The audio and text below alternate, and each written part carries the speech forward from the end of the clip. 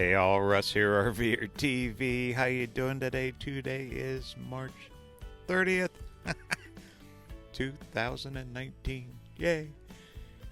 Anyway, I'm on the computer here. I'm doing a bunch of editing, playing catch up, trying to answer questions. You know, I get a lot of questions daily. And anyway, good day to answer a few. So let's get busy. I'll be right back.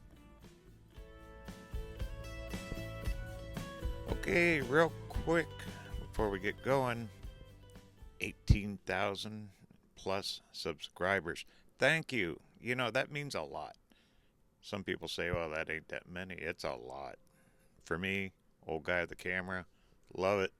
Thank you for all the good comments. Thanks for sharing and coming along with me.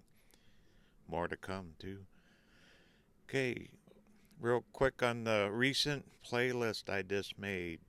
Springtime in the desert. So many people leave Quartzsite early. They miss the best part, which is the good weather. The flowers are blooming. Desert's green. It's just picture perfect. And they go sit in a parking lot in Vegas. Yeah, I don't know. I mean, that's up to them. But the ones that do stay here always really enjoy the weather here and the desert. This is what, to me personally, what boondocking and Quartzsite is all about, is this time of year, springtime. Anyway, if you're around, stick around. Enjoy it. Quartzsite's a good place. So we had the subscribers almost over, which it is this weekend. Tomorrow's it. Bunch of vendors have already all shut down. They're all tearing down too. So it's over. The Super Bloom video. What a fun trip that was. That was a real long day.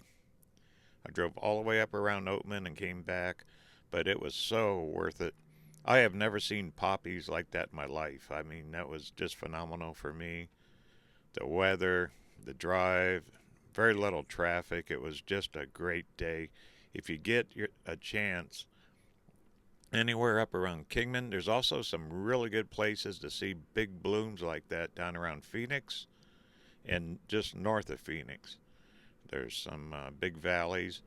Also heading down towards Yuma, down around the Kofas, there's a couple places in there that you can also see hillsides covered like that, and that is really amazing.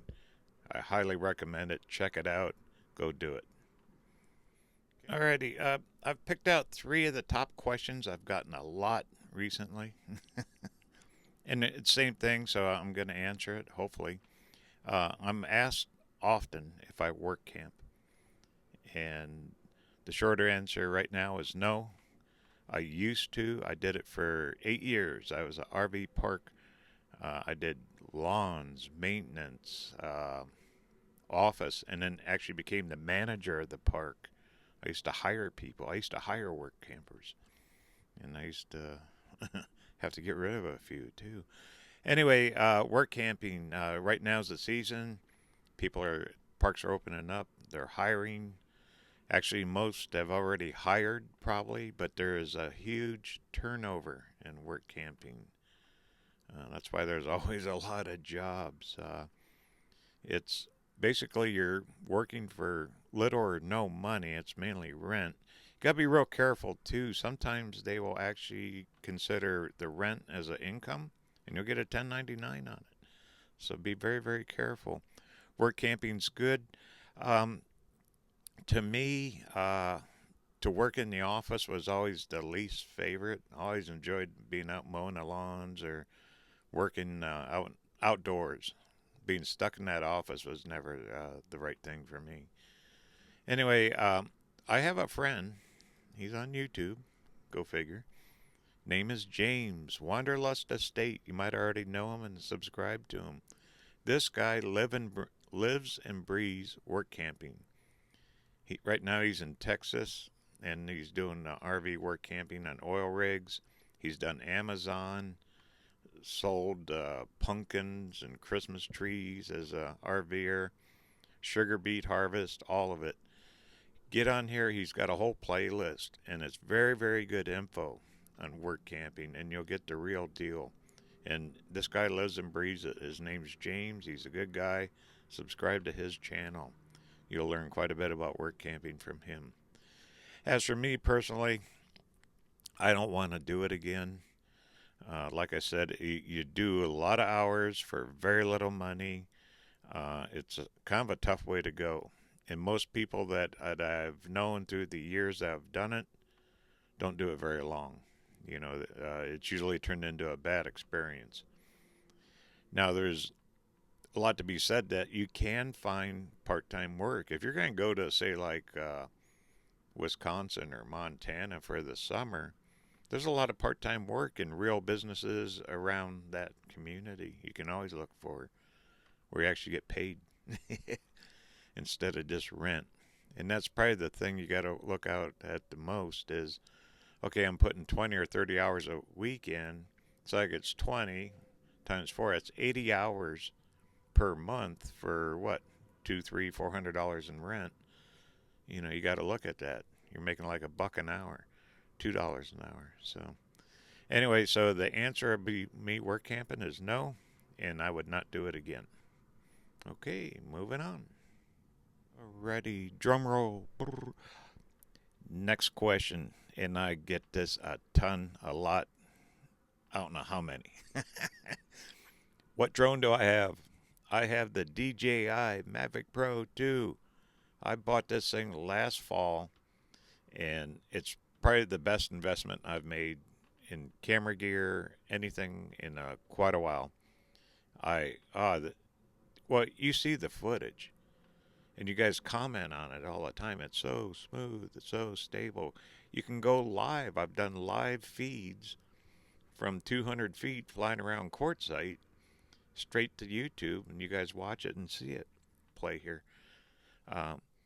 And it's just a real lightweight, fits in that little carry case. You can take it around. I got batteries, 3 batteries. I have 90 minutes of flight time that I can carry with me, and it's just a great machine.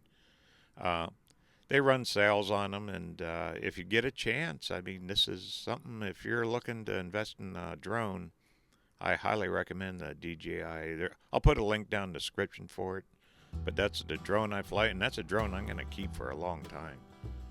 I have no desire to go anywhere else. So once again, the link's down there. Check it out. DJI Mavic Pro 2. Moving on.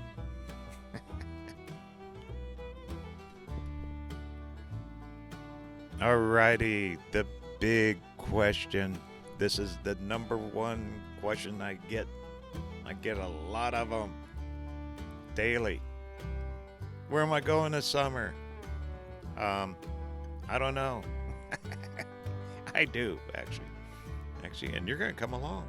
Guess what? Yeah, you get to come along. I didn't build that van out there for nothing. I didn't spend all that time, money, and effort just to have that thing sit out there and look nice. It's definitely hitting the road. Basically, right now I'm working on a couple different scenarios. On the short end, first part of April here, I have to go to California for a little bit of business. I will come back to quartzsite. I'll only be gone like 10 days. Take the van, do a little test run, come back to quartzsite. My motorhome here, Breeze, it's going to go in storage. So is the cargo trailer, Silver. They're both going in storage. And then about mid-May, somewhere in there, I'm going to hit the road with the van. I'm going to do a journey. And I'm going to film it. You guys are going to come along and be a part of it on RVerTV. Maybe even throw in a couple live streams. How about that? But there'll be quite a few announcements coming up about the trip. Like I said, it's kind of in process. I'm planning it. I'm talking to different people. And then once I determine routes, I'll put them out. And hopefully I'll be in your neck of the woods. Maybe we can do a meetup. Never know. Okay, this is Russ signing off now. I hope everyone has a great day. Don't forget to travel safe. I will talk to you soon. Take care.